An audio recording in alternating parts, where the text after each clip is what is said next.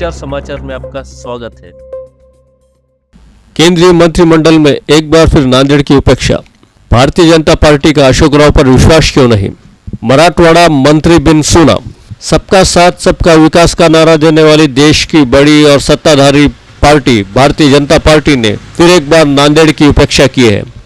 नांदेड़, लातूर, परभनी और हिंगोली जिलों सहित मराठवाड़ा से कोई भी केंद्र की सरकार में शामिल नहीं है।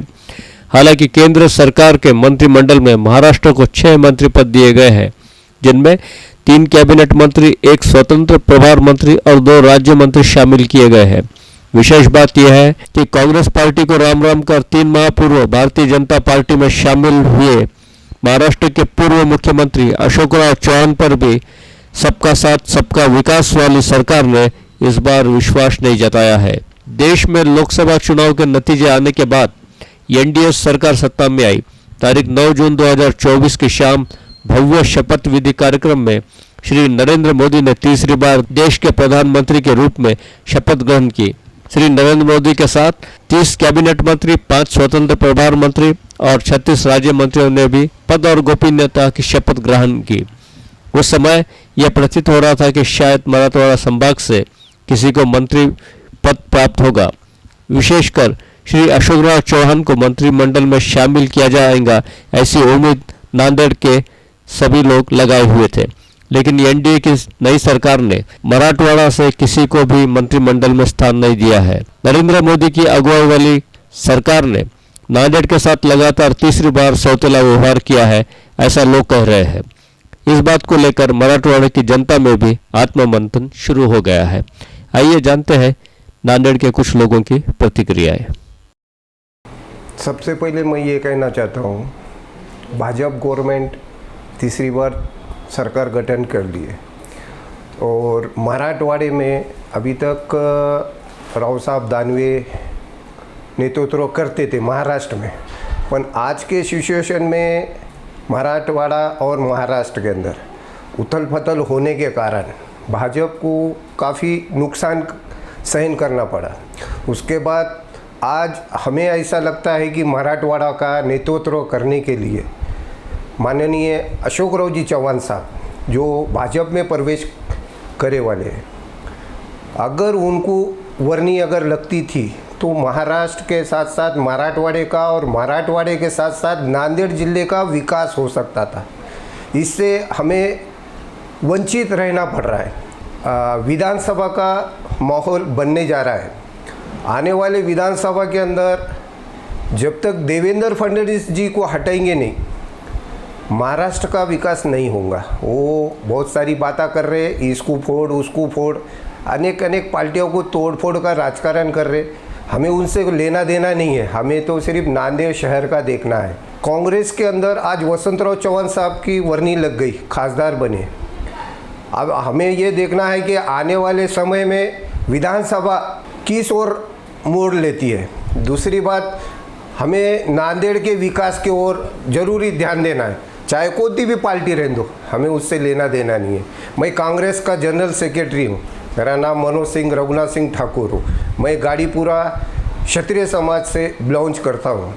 मैं आज तक हमारे समाज में भी ये देखा कि हमारे समाज के ऊपर इतनी बड़ी संख्या रहने के बाद भी हमारे समाज के ओर कोई ध्यान नहीं देता, कोई राजकीय पक्ष ध्यान नहीं देता, चाहे वो कांग्रेस लो या भाजपा लो और कोई शिवसेना लो और कोई भी पार्टी हो, सिर्फ हमें यूज़ करके छोड़ देते। आज हमें ये कहना है कि नांदेड़ के साथ साथ क्षत्रिय समाज का डेवलपिंग होना चाहिए और आगे हम हमारे समाज के बांधवों से ये अपेक्षा करना चाह रहे हैं कि समय के साथ अपने विचारधारा को बदलिए। अभी जैसे मोदी जी का नारा था कि आपकी बार 400 पार तो हुई नहीं, पर मैं ये बोल रहा हूँ आप सबका साथ सबका विकास। तो हमारे महाराष्ट्र का क्यों नहीं विकास, हमारे नांदेड़ शहर का क्यों नहीं विकास? हम शपथ विधि के टाइम पे हम टीवी पे देख रहे थे, उस टाइम पे हमें ऐसा लग रहा था कि अब हमारे मराठवाड़े का नंबर आएगा, नांदेड़ शहर का नंबर आएगा। उसके अंदर हमने आखिरी तक देखा है कि हमारे नांदेड़ शहर का नाम का उल्लेख नहीं आया। हमें बहुत खेद हुआ और तकलीफ हुई कि हमारे नांदेड़ का विकास करने के लिए कोई भी नेतृत्व में कमी पड़ी है, ऐसा हमें महसूस हो रहा है। बहुत नांदेड़ के और 8 ज़िले जो मराठवाड़ा है, सब लोगों को बहुत उम्मीद थी माननीय प्रधानमंत्री नरेंद्र मोदी जी से कि मराठवाड़ा के विकास के लिए कोई तो भी एक ज़िले से मंत्री देने की, लेकिन उन्होंने ये काम नहीं किया।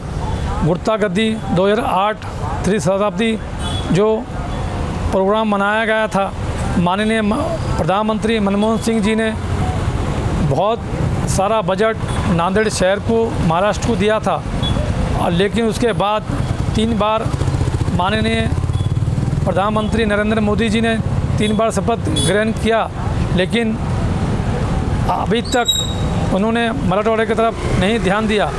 और उनको मालूम भी है कि सिख धर्म के 10वें गुरु साहिब श्री गुरु गोविंद सिंह जी महाराज का पवित्र स्थान तखत सचखंड श्री हजूर साहिब नांदेड़ में हैं, और देश विदेश से काफ़ी संख्या में, रोज़ हज़ारों की संख्या में और 30 त्योहारों को लाखों की संख्या में यहाँ पर तीर्थ स्नान करने के लिए लोग, यात्री देश विदेश से आते हैं दर्शन करने के लिए।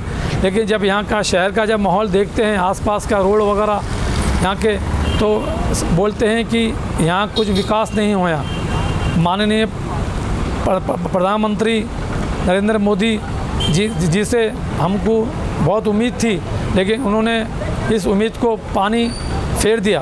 माननीय अशोक राव चौहान साहब का भी, उनको भी कोई मंत्रिमंडल में एक सीट भी नहीं दी, तो इसके लिए मराठवाड़ा के लोग बहुत उम्मीद से उन पे लगाए रखी थी, लेकिन उम्मीद से वो खरे नहीं उतरे हैं। नमस्कार। भाजपा ने आने वाली विधानसभा को ध्यान में रखते हुए महाराष्ट्र से मराठवाड़ा एरिया के लिए माननीय श्री अशोक राव जी चौहान को केंद्रीय मंत्रिमंडल में स्थान देना चाहिए, ताकि भाजपा इस एरिया में मजबूत हो सकती। जहाँ तक हो सके आज तक पार्टी कोई भी हो, राजनीति पार्टी हो, नांदेड़ को विशेष करके अवहेलना की गई है। 2008 में जो भी हमारा विकास हुआ है, उसके बाद आज तक कभी कोई भी गुरुद्वारे के आसपास या गुरुद्वारे का, ये नांदेड़ ज़िले के लिए पूरे ऐतिहासिक गुरुद्वारा रहने के बावजूद भी नांदेड़ का विकास नहीं हो सका। इस बार को लोगों के मन में बहुत आशा उम्मीद थी कि 3 सांसद बने नांदेड़ के, तो नांदेड़ में कुछ ना कुछ एक मंत्री पद मिलके नांदेड़ का कुछ विकास अच्छी तरीके से होगा। पर इस बारी को विशेष करके नांदेड़ ही छोड़ के पूरे मराठवाड़ा को भी मंत्री पद नहीं मिला है, और नांदेड़ के विकास में इसका बहुत बड़ा असर पड़ेगा। ये पूरे जागतिक ऐतिहासिक गुरुद्वारा रहने से यहाँ पे कुछ ना कुछ अच्छी तरीके से विकास करना बहुत ज़रूरी है। इसके ऊपर आने वाले समय में बहुत ज़्यादा परिणाम होगा। जो अवहेलना की जा रही है और उपेक्षित रखा जा रहा है, हर नांदेड़ को, मराठवाड़े को रख रहा है, तो इसके वजह से बहुत फ़र्क पड़ेगा राजनीति पार्टियों के ऊपर। जो भी विकास का कार्य करेंगे, आज जनता उनके साथ खड़े रहने के लिए तैयार है।